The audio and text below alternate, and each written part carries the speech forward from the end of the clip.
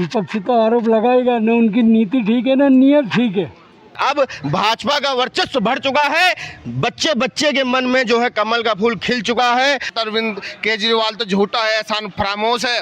वो अपने गांव में किसी के अगर पैसे लेता है ना, उसकी अगर सच्चाई जाननी, उसके गांव में जाइए, हरियाणा का रहने वाला है, और वहाँ पे लोग बताते हैं उसके गांव का अगर किसी से लेता है ना तो देता नहीं है।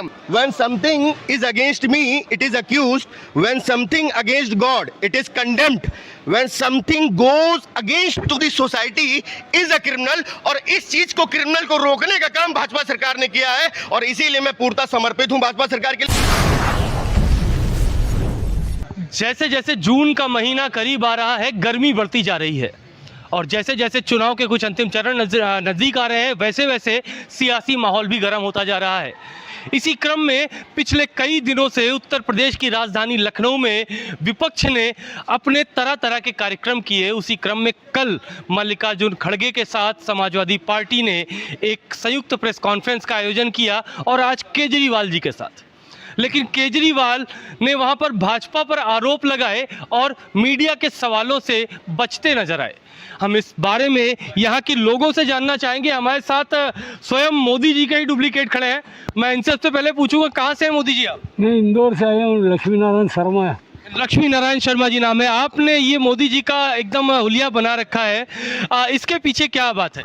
मेरे को मोदी से बड़ा प्रेम है। मोदी जी देश के लिए जी रहे हैं और देश की जनता के लिए जी रहे हैं। लेकिन जो विपक्ष आरोप लगाता रहता है, ये तो भ्रष्टाचारी है, उस पर क्या कहेंगे? विपक्ष तो आरोप लगाएगा, न उनकी नीति ठीक है न नियत ठीक है। ना नीति ठीक है ना नियत ठीक है। सर, आप नीति भी कुछ ऐसी ही नीति थी। आपसे जानना चाहूँगा, कहाँ से हैं सर आप? मैं लखनऊ से ही हूँ। लखनऊ से है। अभी यहाँ पर केजरीवाल ने आज कॉन्फ्रेंस की, जिसमें मोदी जी पर भ्रष्टाचार के आरोप लगाए गए, और ये तक कहा गया कि भाजपा की एक नीति के 75 साल बाद वो पदाधिकारी को हटा देती है, और जल्दी ही अमित शाह जी को प्रधानमंत्री बनाने वाले हैं, अगले साल योगी जी को कुर्सी से हटाने वाले हैं। ऐसे ही कई बातों के साथ केजरीवाल ने कई आरोप लगाए। इस पर आपका क्या कहना है? केजरीवाल जी सावन में अंधे हुए, उन्हें हमेशा हरा ही हरा नज़र आ रहा है, और उन्हें कहीं से भी भ्रष्टाचार में वो स्वयं लिप्त हैं। अभी चंद दिनों पहले ही वो जेल से आए, और जेल में उनकी मति भ्रष्ट हो चुकी है कि आते ही आते उठपटांग बोलना उन्होंने शुरू कर दिया। भारतीय जनता पार्टी में 75 साल के बाद संरक्षक मंडल में उसे रख दिया जाता है, उसे कहीं निकाल के नहीं बाहर किया जाता। उसके ही संरक्षण में सरकार चलती है, और उसी के संरक्षण में पार्टी चलती है। पार्टी में हमारे यहाँ कोई एक मुखिया नहीं होता, हमारे यहाँ सबको मिला के एक जो है संगठन है, और संगठन जो निर्णय लेता है वही प्रधानमंत्री होता है, वही मुख्यमंत्री होता है, वही मंत्री होता है, वही टिकट देता है, वही टिकट लेता है। हमारे यहाँ किसी एक परिवारवाद की कोई व्यवस्था नहीं है। हर कार्यकर्ता हमारे यहाँ मोदी जी है, हमारे यहाँ हर कार्यकर्ता राजनाथ सिंह है। हम सब लखनऊ में राजनाथ सिंह जो है बन के चुनाव लड़ रहे हैं, और राजनाथ जी को 5 लाख पार पहुँचाने का प्रयास कर रहे हैं, पहुंचाने का प्रयास करें। केजरीवाल ने ये बोला है कि इस बार भाजपा एनडीए की 220 से कम सीटें आएंगी। इस पे आपका क्या कहना है? बिल्कुल, देखिए, पहले तो मैं अपना नाम बताना चाहूँगा। मेरा नाम एडवोकेट प्रतीक पांडे है, और पहले प्रश्न का उत्तर देना चाहूँगा। जो आपने फर्स्ट क्वेश्चन किया कि भाजपा ने जो है भ्रष्टाचार किया, तो ये टोटली एक एलिगेशन है, ये रूमर्स है। देखिए, विपक्ष के पास एक ही काम रहता है कि भाई इन्होंने ऐसा किया वैसा किया। अगर हम कुछ बोलेंगे नहीं तो हम दूसरे के ऊपर आरोप कैसे लगा पाएंगे? अगर जो व्यक्ति दूसरे को आरोप लगा रहा है, अगर मैं गलत हूँ बताइएगा, बहुत मेन चीज़ बताने जा रहा हूँ, वो खुद भ्रष्टाचार में जेल काट के आया है, पहली चीज़। दूसरी चीज़, भाजपा ने क्या देश के लिए किया है वो छोड़ दीजिए, लखनऊ के लिए किया है वो मैं आपको बता रहा हूँ।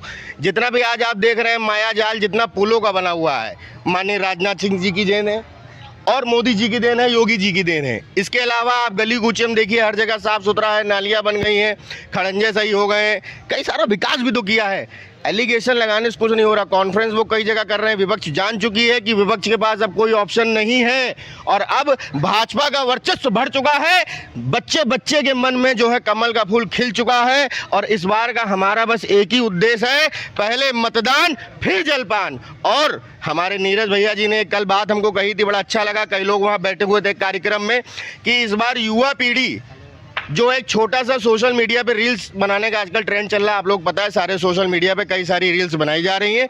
तो एक छोटी सी आप अपनी खुद की स्वयं की रील बनाइए कि मैं मतदान करने जा रहा हूं, और मैं सिर्फ मतदान करने जा रहा हूं और भाजपा सरकार को भलाने दे रहा हूं। क्या आप भी मतदान कल कर रहे हैं? और अगर कर रहे हैं तो अपना छोटा सा एक व्लॉग डाल दीजिए फेसबुक और सोशल मीडिया, इंस्टाग्राम, ट्विटर, जितने भी प्लेटफॉर्म है। अब आपका दूसरा प्रश्न पूछिए।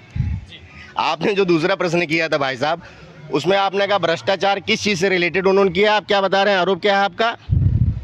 भ्रष्टाचार, उन्होंने पूरा ही आरोप लगाया कि ये सरकारी भ्रष्टाचार। अच्छा, सरकारी भ्रष्टाचार है। अब मैं आपको इसकी डेफिनेशन बता दूं। देखिए, मैं हाई कोर्ट का अधिवक्ता हूं, कोई बात हवा में तो कर नहीं सकता, बात करूंगा तो कॉन्स्टिट्यूशनली यानी संवैधानिक रूप से। कोई भी आज तक भाजपा ने ऐसा काम नहीं किया है जो कॉन्स्टिट्यूशनली इनवैलिड हो, पहली चीज। और जो चीज कॉन्स्टिट्यूशनली इनवैलिड नहीं है वो गलत हो ही नहीं सकती। क्यों इसलिए गलत नहीं हो सकती? ना तो किसी का अधिकार का हनन हो रहा है, ना violation of rights and duty की बात हो रही है। सिर्फ और सिर्फ अगर बात हो रही है तो हम अपने देश को कैसे आगे ले जा सकते हैं, सशक्त कर सकते हैं। मंदिर बन गया, कितनी सारी चीजें ऐसी हो गई, अगर मैं गिनाने पे आ जाऊंगा तो ये इंटरव्यू बहुत बड़ा पड़ जाएगा भाई साहब, गिना नहीं सकता। कल लखनऊ के चिन्हट क्षेत्र में बिल्कुल समाजवादी पार्टी के व्यापार मंडल सभा का एक कार्यक्रम हो रहा था, और उस कार्यक्रम में कुछ उनके पदाधिकारी इस बात को बहुत खुल के कह रहे थे कि सीए एनआरसी से दलितों का और इन सब की जगह और जमीन छीन ली जाए। अब मैं आपको बता रहा हूँ, आप सबक बात कर रहे हैं। मैं देखिए किसी पार्टी की आलोचना करने के लिए यहाँ नहीं खड़ा हूँ, लेकिन मैं आपको एक बात सही कहना चाहूंगा कि जिस आपने क्षेत्र की बात की वो थाना अभी 3 महीने पहले पूरा नाप दिया गया था, हाईकोर्ट के द्वारा जजमेंट थी। क्यों? क्योंकि सबसे ज्यादा उसी क्षेत्र में जमीनें कब्जा की गई और वहां बिल्डोजर चलवाने वाले माननीय योगी आदित्यनाथ थे। और अगर भाजपा सरकार काम ना कर रही होती तो उस क्षेत्र में जितना अवैध कब्जा हुआ है उसको रोक लगाने वाली भाजपा सरकार है। पूरा थाना नाप दिया गया था। तो ये एलिगेशन आपका इनवैलिड है। इसको बीजेपी इसको उस तरीके से नहीं, इन्होंने कहा कई लोगों का जो कब्जे हटवाए गए, उन्होंने इस तरीके से कहा कि कई लोगों का घर छीन लिया गया। देखिए मैं आपको बता रहा हूँ, ऐसा हो ही नहीं सकता, पॉसिबिलिटीज ही नहीं है। मैं आपको एक चीज का बहुत बड़ा एग्जांपल दे देता हूँ कि जब हमारी इसकी समाजवाद की सरकार थी तब देखिए गोमती रिवर फ्रंट बना, एकदम सही है। आगरा एक्सप्रेस वे बना, बिल्कुल सही है। बस यही 2 ही चीज़ के तो नारे वो लगा रहे हैं, उसमें घपला निकल आया। दूसरी चीज़, जो आपने एक्सप्रेस वे बनवाया उसमें भी जितने लोगों की ज़मीन थी किसान से पहले खरीद ली गई थी, बाद में उसका सेटलमेंट किया, उसमें पैसा कमाया। तो आपने अपना खुद का भला किया, आपने आम जनता का क्या भला किया? सबसे बड़ा एलिगेशन है ये। और ये मैं किसी पे एलिगेशन नहीं लगा रहा हूँ, ये मैं डिफेंस कर रहा हूँ भाजपा का, क्योंकि एलिगेशन विपक्ष लगा रहे हैं और विपक्ष हमेशा एलिगेशन लगाते रहते हैं। अगर लगाते रहेंगे तो हमारे जैसे वकील जो देश के लिए हमेशा समर्पित हैं, क्योंकि आपको स्वयं पता है, आप पत्रकार हैं और योगी जी ने खुद कह दिया है कि भाई पत्रकार मीडिया को पूरा समर्थन किया जाए। क्यों? क्योंकि चौथा स्तंभ है, 4th पिलर ऑफ लॉ है। तो 4th पिलर ऑफ जो लॉ है उसको खुद को उनको पता होना चाहिए कि क्या सही है क्या गलत है।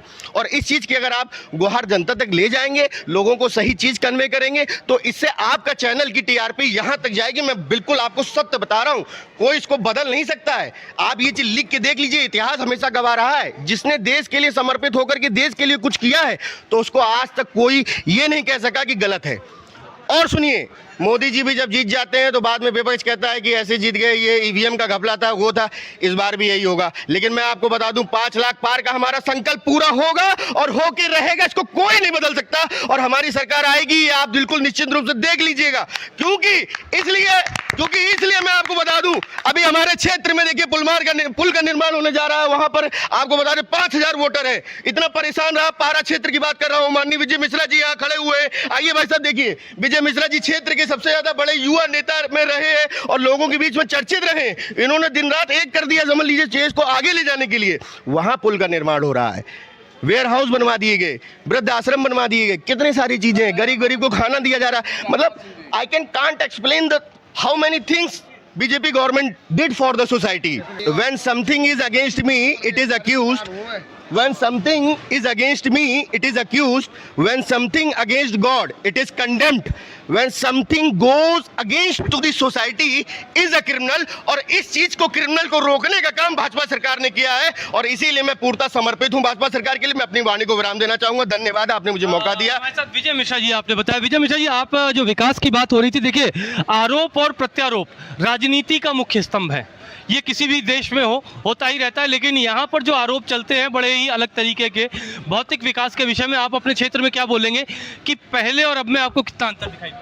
बहुत पारा जंगल का एरिया हुआ करता था। बहुत अंतर है। आदरणीय रक्षा मंत्री और हमारे सांसद राजनाथ सिंह जी ने लखनऊ के लिए बहुत काम किया है। जो काम आदरणीय रक्षा मंत्री राजनाथ सिंह जी ने किया है हमारे लखनऊ के लिए, वो काम तो अभी तक 70 वर्षों में नहीं हो पाया था, जो उन्होंने 10 साल में कर दिया है। और दूसरी बात, हम अब केजरीवाल और समाजवादी पार्टी और अब कांग्रेस की बात कर रहे थे, तो आज इनका एक उदाहरण है श्री रामचरितमानस का, कि जब सीता जी का स्वयंवर हो रहा था तो जो धनुष तोड़ने के लिए अनेकों राजा महाराजा थे, तो उसमें गोस्वामी तुलसीदास जी लिखते हैं कि सहस्रबाहु सन एक ही बारा, लगे उठावन टरहि नटारा, डगई न शंभु सरासन कैसे। जैसे उस हजारों हजार योद्धा मिल करके उसको उठाने का प्रयास करने लगे, तब तक नारद जी आते हैं तो वो पूछते हैं कि अरे ये बताइए भाई, सीता जी तो एक हैं और आप ये सभी लोग इसको तोड़ने का प्रयास कर रहे हैं, अगर ये टूट गया तो सीता जी बरमाला आखिर किसके डालेंगी। तो उन राजाओं महाराजाओं का कहना था कि ये पहले तो तोड़े हम इसको, टूट जाए, उसके बाद हम आपस में लड़ेंगे, जो एक बचेगा उसके सीता जी बरमाला डालेंगी। आज ऐसी ही दशा हमारे विपक्ष की है, इंडी गठबंधन की है, कि प्रधानमंत्री बनने से पहले ये लड़ेंगे, उसके बाद प्रधानमंत्री का नाम आएगा। इसलिए इनके पास कोई प्रधानमंत्री का नाम तक नहीं है, बने इंडी गठबंधन बताते हैं, इंडिया गठबंधन है। कैसा है? धन्यवाद। इंडिया गठबंधन। हमारे साथ एक किसान भी है। किसान भी आपने बताया, जैसा कि आप कहाँ से हैं? मैं मुजफ्फरनगर से हूँ, पश्चिम उत्तर प्रदेश से। अच्छा, यहाँ कब से आपका निवास पड़ा? हम यहाँ से आए हैं, 10 दिन पहले आए हैं, क्योंकि माननीय जी राजनाथ जी ने जो काम किया है, भाजपा सरकार ने जो काम किया है किसानों के लिए, ऐसा किसी ने किया नहीं। और अगर अरविंद केजरीवाल की बात, अरविंद केजरीवाल तो झूठा है, एहसान फरामोश है। वो अपने गांव में किसी के अगर पैसे लेता है ना, उसकी अगर सच्चाई जाननी, उसके गाँव में जाइए, हरियाणा का रहने वाला है, और वहाँ पे लोग बताते हैं उसके गाँव का अगर किसी से लेता है ना तो देता नहीं है। फिर वहाँ से भाग करके यहाँ पे आगे दिल्ली में आके अन्ना हजारे जी के साथ में उसने आंदोलन किया, और उस आंदोलन में बात करता था कि मैं किसी राजनीति में नहीं पढ़ूंगा। और सबसे पहले अन्ना हजारे जी की पीठ में अगर चाकू भोंकने का काम किया, किसने करा? इसने किया, अरविंद केजरीवाल ने। और अब जो दूसरों पे जो वो लगा रहा है, ये आरोप प्रत्यारोप लगा रहा है। आप किसान हैं, आपको मोदी सरकार से किसान की योजनाओं के कितने लाभ मिले और कौन से लाभ मिले? सबसे पहले तो हमें 6,000 रुपये महीना मिलता है। उसके बाद में जो हमारा जो गन्ने का पेमेंट है वो लगातार जो है बढ़ता जा रहा है, टाइम से मिलने लगा। उसके बाद में हमारे घरों में जो है हमारी माताएं हैं, हम किसान को इतनी आमदनी होती नहीं, हमें सिलेंडर भी मिला है, शौचालय भी मिले हैं, और बहुत सी सारी यंत्र मिले हैं हमें। और जो फार्म मशीन बैंक के थ्रू बहुत बड़ी बड़ी योजनाएं, ट्रैक्टर मिला है, उससे संबंधित सारी योजनाएं मिली है। और अरविंद केजरीवाल के पास कुछ नहीं है, वो तो दूसरे पे आरोप लगा रहा है। बिल्कुल झूठा आदमी है और वो किसी काम का नहीं है, और एहसान फरामोश आदमी है वो। उसने अन्ना हजारे जी को धोखा दिया है, और ऐसे धोखेबाज आदमी के चक्कर में अब जनता आने वाली नहीं है। हमने सोचा था कि अरविंद केजरीवाल सही होगा, ईमानदार होगा, लेकिन अन्ना हजारे जी ने खुद बयान दिया था कि इस आदमी ने मेरा जो है फायदा उठाया है, इसने मेरे से धोखेबाजी की, तो धोखेबाज आदमी है और कुछ नहीं है। अरविंद केजरीवाल बेकार आदमी है। अरविंद केजरीवाल बेकार आदमी है। विजय जी, आपके पास फिर से आना चाहूँगा। हाँ, मैं ये जानना चाहूँगा सबसे पहले कि कहा अरविंद केजरीवाल ने आज ये भी कहा था कि कर्नाटक हो गया, पंजाब में तो एक भी सीट नहीं आएगी, कर्नाटक में भाजपा गिर रही है, पूर्वांचल में भी भाजपा जा रही है। इस पर आपका क्या कहना है? और ये इनका कहना विपक्ष का ये भी रहता है कि डराते बहुत है भाजपा वाले, ईडी, CBI और तरह तरह की एजेंसी। भाई देखिए, डरेगा वही जो करेगा, जो गलत काम करेगा वो डरेगा। अब इन्होंने शराब घोटाला किया है, अभी देखिए कितने घोटाले इनके खुलते हैं, अभी तो शुरुआत है। ये आए थे, ये खुद ही कहते थे ये कुर्सी में कुछ है। हमने एक इनका वीडियो देखा था आदरणीय अन्ना हजारे जी के साथ में, ये स्पीच दे रहे हैं कि किस कुर्सी में कुछ है, जो कुर्सी पे आता है वही भ्रष्टाचारी हो जाता है। लेकिन हमारी भाजपा में ऐसा नहीं है, हमारे मोदी जी ऐसे नहीं है, हमारे योगी जी ऐसे नहीं है, हमारे माननीय राजनाथ जी ऐसे नहीं है। नहीं, सही बात है। आप कहाँ से? यहीं लखनऊ से हूँ। आप बताइए, विपक्ष जो तरह तरह के आरोप लगा रहता है, बेरोजगारी हो गया, महंगाई हो गया, भ्रष्टाचार हो गया, और भी अन्य ईडी सीबीआई के डराने तक के आरोप लगा रहा है, उस पर आपका क्या है? ये सब फर्जी के प्रोटोडंडा बना के लोग कर रहे हैं। इनके पास खुद ही, पहले तो इनके पास प्रधानमंत्री का नाम नहीं, चेहरा नहीं। दूसरी बात, ये खुद एक लोग नहीं लड़ रहे, किसी की 30 हैं, किसी के 20 हैं, किसी के 40 हैं, किसी के 50 हैं। ये फुल मेच्योरिटी में लड़ ही नहीं रहे, तो प्रधानमंत्री कौन बनने आएगा? ये भी इनके पास एजेंडा नहीं है। किस एजेंडे से चुनाव लड़ रहे हैं, क्यों लड़ रहे हैं? 30 लेके वो उधर चले जाएंगे, 20 उधर लेके चले जाएंगे। अरे कोई इतनी हिम्मत जुटा के पूरी 500 सीटों पे चुनाव लड़ते तो ये बात कहते कि मैं 500 पे लड़ रहा हूँ, इतनी सीटों पे लड़ रहा हूँ कि मेच्योरिटी में आ जाऊँगा तो लड़ लूँगा। ठीक, पहली चीज़ ये नहीं। दूसरी चीज़, किसान के लिए इन्होंने क्या किया? कांग्रेस इतने दिन रही, कांग्रेस के खुद प्रधानमंत्री कहते थे कि मैं 1 रुपये भेजता हूँ, किसान के पास 1 पैसे पहुँचता है, 99 पैसे बिचौलिए खा जाते हैं। ठीक, 4% का ट्रांजेक्शन जो उससे था। सरकार आई भाजपा, जिसने सब इलेक्ट्रॉनिक कर दिया। 1 रुपये भेज रहे तो 1 रुपये किसान के पास जा रहा है। किसान निधि आ रही, किसान बीमा आ रहा है, किसान गन्ने का पैसा सही समय पे आ रहा है, वृद्धा पेंशन आ रही है, शौचालय आ रहा है, आवास जो छत दे रहे हैं। क्या चाहिए जनता को? अनाज दे रहे हैं। अब कह रहे हैं मैं अनाज 10 किलो दूंगा। नहीं, ये सब तो दे ही रहे, साथ में विपक्ष के ऊपर छापे बहुत सारे दे रहे हैं। छापे दे रहे हैं, छापे नहीं दे रहे। देखिए, आप गलत करेंगे तो आप पकड़े जाएंगे। और जनता का पैसा लूट करके केजरीवाल के पास क्या था? इन्होंने बंगला बनवाया, इनका बाथरूम देखा आप लोगों ने? पूरी मीडिया देखी है। क्या था? जैसे जिस माहौल में जी रहे थे, जिस परिवेश में जी रहे थे, उसी परिवेश में आज जी रहे होते। हमारे मोदी जी जिस परिवेश में आए थे उसी में आज भी है। उनका घर वही है, उनका बाथरूम इतना बड़ा नहीं बन गया। हमारे योगी जी आए थे, मठ से आए थे, आज भी मठ है, आज भी उनका बंगला कहीं नहीं बना, यहाँ तखत पड़े हुए हैं। और हमारे एक मुख्यमंत्री थे तो टोटी खोल ले गए। टोटी अपनी खोल ले गए कि अपने घर में लगा लेंगे जाके। नहीं, बात इन्होंने बहुत सही कही। ईडी सीबीआई छापेमारी की बात तो कुछ ऐसी है कि मैं भी एक सुंदर कांड का दोहा सुनाऊंगा। विनय न मानद जलद जड़, गए 3 दिन बीत, बोले राम सकोप तब भय बिन होए ना प्रीत। कहीं ना कहीं भय दिखाकर ही असलियत लानी पड़ती है। झारखंड से इतने सारे पैसे निकले और हर सरकार अपने अपने में करती है। फिलहाल आपसे आखिरी सवाल के साथ बात समाप्त करना चाहूँगा। हमारे देश के वोटरों को क्या संदेश देना चाहिए? हमारे देश के वोटर स्वयं संदेश दे रहे हैं इस समय इन विपक्षी नेताओं को कि सिर्फ मोदी है, मोदी को हमें वोट करना है और मोदी को 400 सीटों से ऊपर हमें प्रधानमंत्री बनाना है। और मोदी जी 400 सीटें जीत करके प्रधानमंत्री बनेंगे और एक विकसित विकासशील भारत की गाथा लिखेंगे। धन्यवाद। मुझसे यहीं से मैं अपनी बात भी समाप्त करना चाहूँगा। मुझसे कुछ दिन पहले भी कुछ व्यक्ति मिले थे ग्रामीण क्षेत्र में। उन्होंने कहा हमें क्षेत्रीय नेता से मतलब नहीं, वोट पड़ेंगे तो सिर्फ मोदी जी के ही नाम पर। ऐसे ही ग्राउंड पर जाकर ग्राउंड जीरो से आपको लगातार मैं खबरें दिखाता रहूँगा। आप हमारे साथ ऐसे ही जुड़े रहें। कैमरामैन उंजिला के साथ मैं अवनीश मिश्रा, ग्राउंड जीरो भारत।